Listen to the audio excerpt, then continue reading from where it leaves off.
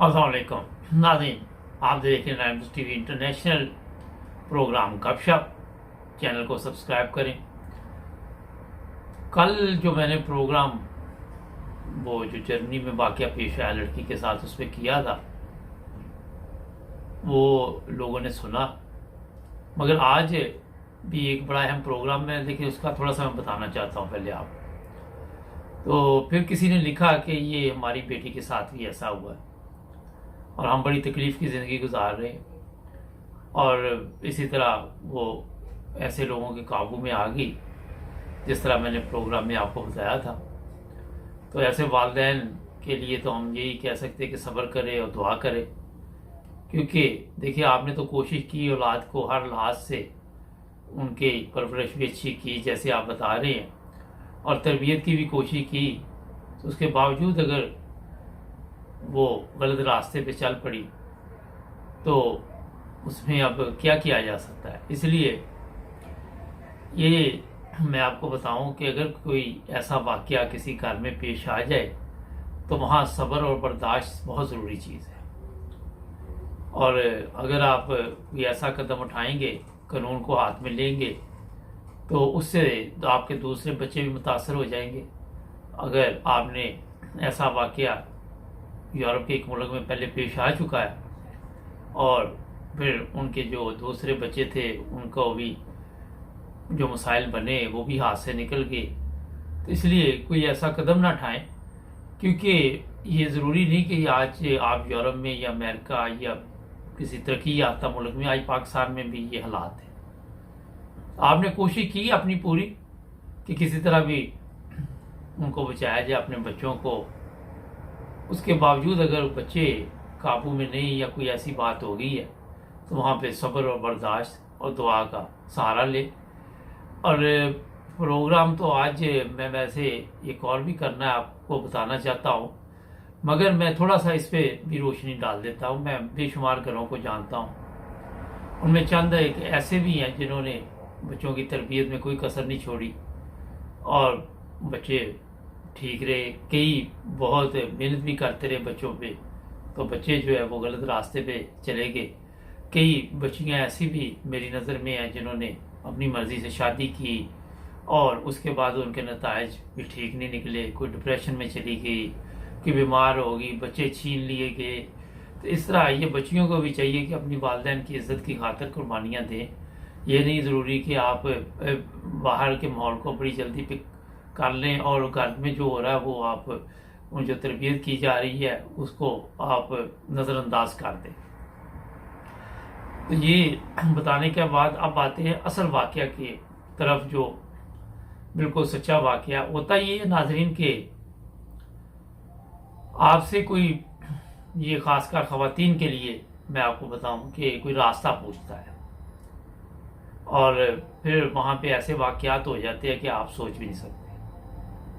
ये ज़रूरी नहीं कि आज किसी जर्मन लड़की के साथ वाक़या पेश आया या ब्रिटिश के साथ आया, पाकिस्तानी लड़कियां हमारी हैं, ख़वातीन हैं, उनके साथ इस तरह के वाक़यात पेश आ सकते हैं। और ये बिल्कुल असली वाक़या जो मैं आपको बयान करने लगा हूँ, जब आप सुनेंगे तो आप भी परेशान हो जाएंगे।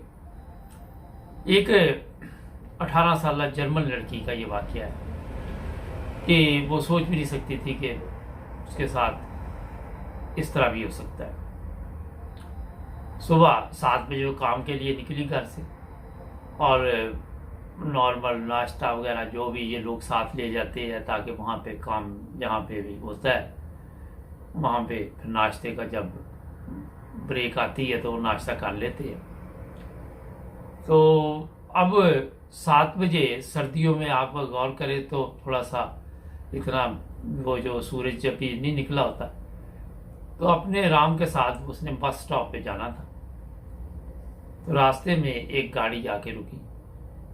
ये जर्मनी का वाक़या है, जो लोग कहते हैं कि यूरोप में लोग महफूज हैं, यहाँ भी कुछ भी हो सकता है, हर जगह पे अच्छे बुरे लोग जो है मौजूद हैं। तो वो गाड़ी ने जनाब ब्रेक लगाई। जब ब्रेक लगाई है तो वो जो लड़की थी उससे उसने रास्ता पूछा। अब रास्ता बताने में वो लड़की शायद उसका ध्यान नहीं रहा किसी तरफ भी, हालांकि बंदे को थोड़ा सा चुस्त होना चाहिए, थोड़ा समझदार होना चाहिए। कोई आपके लिए भी ये मशवरा है, कोई रास्ता पूछे तो ये नहीं कि फौरी तौर पर उसके शीशे के पास जाके तो मुंह अंदर करके रास्ता बताना शुरू कर दे, ये भी मुनासिब नहीं है। थोड़ा फासला रखें। बल तो औरतों को इस तरह के, कोई खतून पूछ रही है तो ठीक है उसकी मदद करें, मगर कोई मर्द आप देख रहे हैं गाड़ी में 3-4 बैठे हुए हैं तो उनको आप बेहतर ये है कि देख के अपने आप को फौरी तौर पे महफूज करें। ज़रूरी नहीं हर जगह पे ये वाक़या हो, लेकिन अपने आप को बहरहाल महफूज करना चाहिए किसी तरह भी ना। तो वो जैसी बता रही थी तो पीछे से जनाब दरवाज़ा खुला गाड़ी का और वो बंदा निकला और लड़की को इतना पता ही नहीं चला और जनाब उसको गाड़ी में फेंक दिया। अब सुबह 7 बजे वहाँ पे एक और चीज़ मैं आपको बताऊं कि जब भी ये खवातीन, ये लड़कियाँ, मर्द भी मैं इसमें कह देता हूँ कि जब भी कोई रास्ता अख्तियार करे तो एक शॉर्टकट ना लें कि ये हम जनाब इसमें से चले जाएंगे, इस रास्ते से चले जाएंगे, सुनसान होगा। तो बेहतर ये थोड़ा टाइम ज़्यादा होना चाहिए, वक्त के मुताबिक आप थोड़ा वो रास्ता लें जहाँ पे कोई चहल पहल, कोई लोग आ जा रहे हैं, कोई रश है, कोई दुनिया नज़र आ रही है।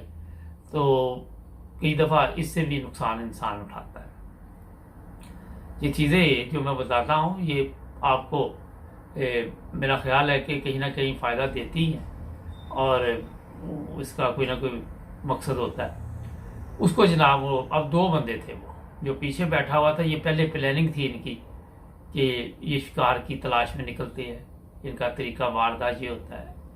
और ठीक है जदीद दौर है, डीएनए टेस्ट और ये वो, मगर जो जराइम पेशा अफराद होते हैं उनको इससे कोई फ़र्क नहीं पड़ता कि वो जेल में चले गए या जेल से बाहर आ गए, क्योंकि उनका मकसद होता है कि किसी को तकलीफ देनी, किसी को नुकसान।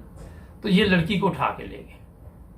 अब वहाँ पे उसने चीखो पुकार भी की, फिर उसने गाड़ी में जब फेंका तो छुरी निकाल ली, चाकू था बड़ा, वो उसकी तरफ किया और फिर ये 2 बंदों ने उसे एक सुनसान जगह ले गए और गाड़ी में उसके साथ ज्यादती की।